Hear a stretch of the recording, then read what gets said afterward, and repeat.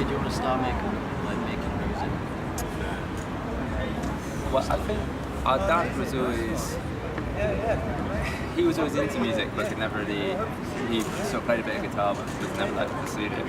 And when we were a kid, when we were one single kid, he bought this like 4-track cassette recorder, and I remember it was just something we did at the weekends since we were like 10, just like recording demos or like re-recording other songs. I just feel like it's something we've always done. I don't really ever remember thinking like having an ulterior plan. Yeah, like maybe there was like there was a time when I was like 16 when I thought I was going to be a plumber, but except for that I think it was like about that. yeah, I know. But It was just something that you loved and you wanted to carry on. yeah, I think Never just like like doing anything else. What are your thoughts on a 9-to-5 job? This society. it's fun. It makes you happy. I think in a society there's always going to be people that have to work 9-to-5 jobs, and there's always going to be like artist jobs where your hours are kind of all over the shop. Like we've both worked 9-to-5. Yeah, long time. Long time. I worked for a tailor. Yeah, like I was selling suits. I mean, I did really enjoy it. To be fair, it was like I could have done without some of the customers, but like I really enjoyed like the industry and like quite like fashion in general. So it was kind of nice to just like get the clothes today. What do you think about the how it is? I don't know if you like disagree. I mean, I'm not like a labels guy really, but but just like aesthetically, I really like it. So Seasonally, like you'll get it. for sure, like I don't really agree with a lot of the sort of bigger brands ripping off some of the designer brands and selling them at a cheaper price. I think that's kind of just not really on.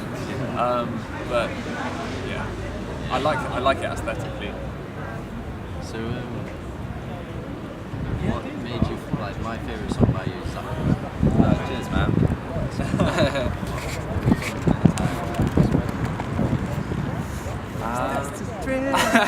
You can't say that in an interview. Is that what inspired it? No, well, it wasn't actually. It was basically, I was reading this book by the engineer who did all the Michael Jackson stuff.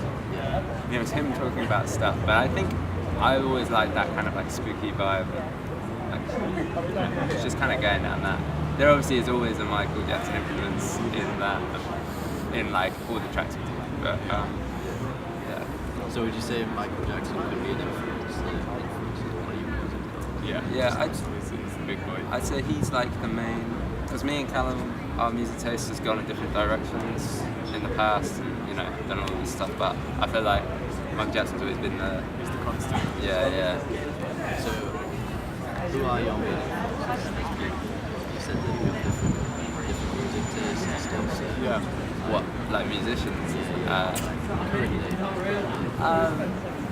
So I don't know, so I do. It mixes and matches over time. Obviously, like Gorillaz are like a massive thing for us. further all the stuff to the new album, it's going to be exciting. Well, Demon Days is like probably my favourite album of all time, so I feel like it's always going to be hard to top. But like Danger Mouse, he produced that album, but also like the Niles Barkley stuff he did as well. I love all that. Dust Brothers, who produced like Odelay, and they did Paul's Boutique by the Beastie Boys as well. Love what those guys do. I think that's like a massive influence on them. So very controversial. What do you think about drugs in the music industry? I don't think it just exists in the music industry. It's I mean, like having influence over tracks like Beatles. well, the thing I don't like about it is I feel like a lot of people put credit to the drugs rather than the people doing it. Like, almost glamorizing. well, it's not even that. It's just I feel like Jimi Hendrix still would have been amazing and done everything he did, regardless if he was like stoned or not. But I don't know. I just think people do what they want to do. But yeah, I don't know. I just it's not. It sounds like we ever really think about it. To be honest. Yes. What's the worst thing that's ever happened on stage? It's too many. The last show we did. Yeah. I don't know, like I've done a lot of like we do like drop kick stuff sometimes, like right kicks. falling on my ass a lot of times. I don't know. What's the best thing in comparison to?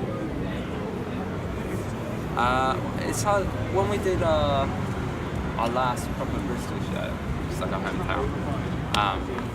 It's like the first time we've done like a proper venue, like 400, 500 cap, and it sold out like 2 weeks in advance. So we were just like pumped to do it. But when we came out, just like everybody was so really felt like everybody was so happy for us that we were doing it. You know what I mean? Like all the shows on that tour were great, but that one really just felt like. Not only were people happy to be there and having a good time, they were just like so happy for us that we were getting hooked up. Well, yeah, just because we were getting to do that. Because I guess obviously we had like some friends there as well, but like it just felt like a lot of like love in the room.